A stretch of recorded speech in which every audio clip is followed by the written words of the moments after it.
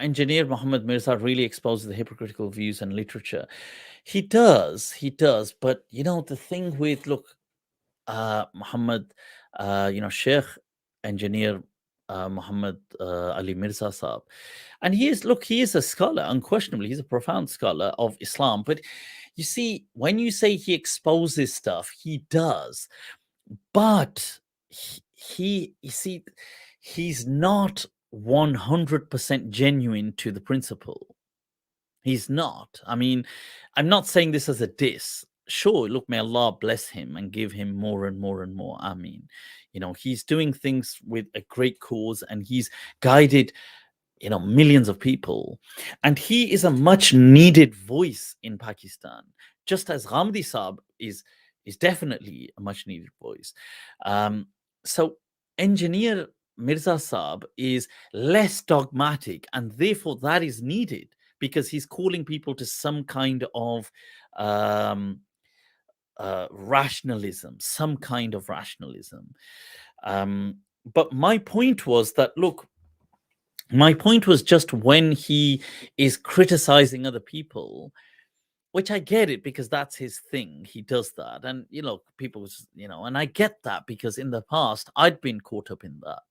And so when you just get so caught up in it, you don't, it kind of consumes you. And so, but what I was saying is his thing, you see, the rational element to showing the hypocrisy, it doesn't stop where he stops. It goes further, but he doesn't take it further. See, he covers that part up, or he refuses to discuss that part because then it would get problematic, you see. So it's like saying, well, look, I'm going to criticize you for not following a Sahih Hadith because now I have a criteria and your Hadith doesn't match up to that criteria and I'm being objective. So, well, okay. So let's take it a step further. Let's evaluate the Sahih Hadith and say, well, okay, I'm going to evaluate it according to these standards.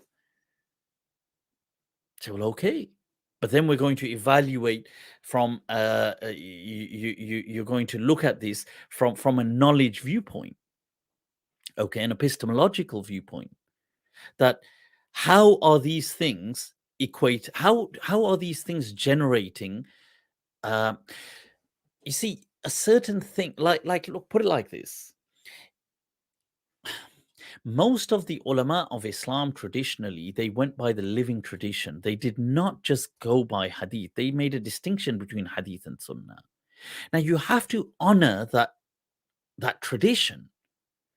If you're not going to honor it and you're just going to take this tradition that, oh, I'm a hadith dogmatist. I only go by when the hadith is sahih. Okay, but then let's take that further. Then let's analyze how is the hadith made sahih. And you say, well, such and such a person vouched for it.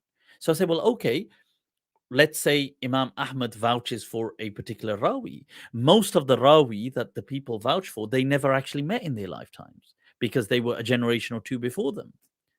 Or not most, but many, an indispensable number of Ruwat are being commented and being validated by people who come at least 2 generations after them.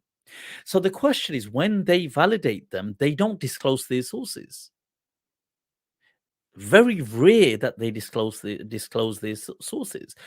So let's say Abu Zur'a al-Razi saying this person, or Yahya ibn Ma'in saying laysa bihi ba's, or Ahmad ibn Hanbal saying he was thiqa. This Imam Bukhari says he's this. There's only the layer of people that they meet, the first layer of transmitters to them.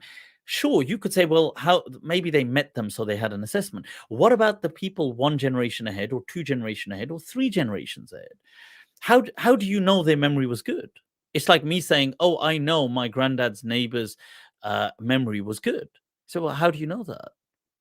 Did you ever meet him? No. Well, imagine I said my great granddad's his neighbor's memory was really good. So how do you know? So this is a question now, because I must have had it through sources, but I don't disclose the sources.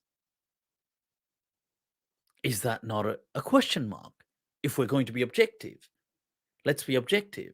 So you see, either you now the people say, oh, but if you do that, then the whole thing falls. No, it doesn't. You see, because we had the living tradition, because Hadith and Sunnah were never considered the same thing by the school of Medina or the school of Kufa. And Hadith was simply documentation. So they were like historical documents. And the Sunnah was the living tradition, which we inherited by a living tradition from father to child.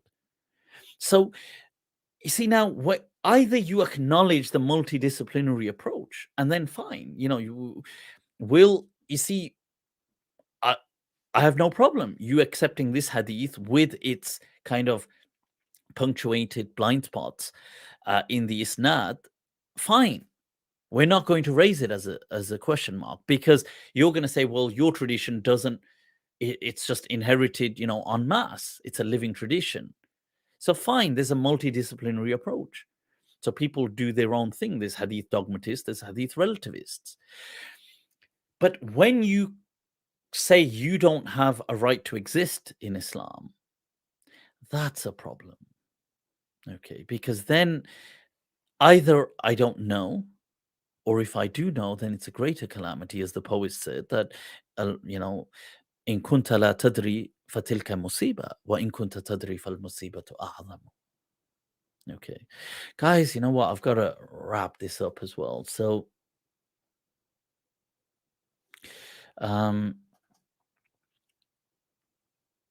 no, look, I want to say here, by the way, and I want to add this in. Look, no, please don't. I'm not trying to belittle Mirza Sahib. I think he's a legend.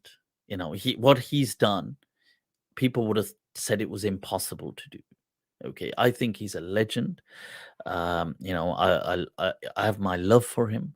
I have my endearment for him. I have my respect, unquestionable respect for him. He's a great scholar. I'm not in any way trying, and I would not tolerate anybody being rude to him. I'm just saying that, look, we have a discipline and we just own it, and other people have their own approach and they're allowed their approach. This is the beautiful color, the colorful legacy of Islam. We all have a different way. The mystics in Islam have their own way. They have a tradition. The philosophers have their tradition, the usuliyin have their tradition, the fuqaha have their tradition, the hadithiyin have their tradition. People have their own tradition. So and sure, we can be critical, but let's just now and then concede to it. It's fine. Okay, we've got these blind spots, you've got those blind spots. Fine. We all coalesce. We are the ummah of Islam. It's not a thing. Don't let my words, don't understand my words in any way to be weaponized against. I'm not. I respect, I honor. I'm just being true. I'm trying to be as true to myself as I can.